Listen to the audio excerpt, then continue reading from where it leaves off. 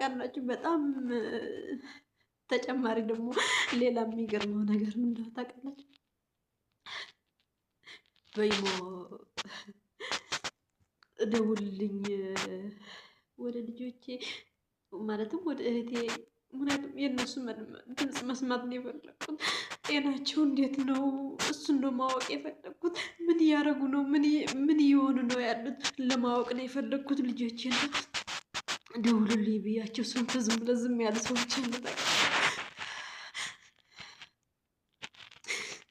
ማለት እኔ በስደት ሁኜ አሁን መደወል አልችልም።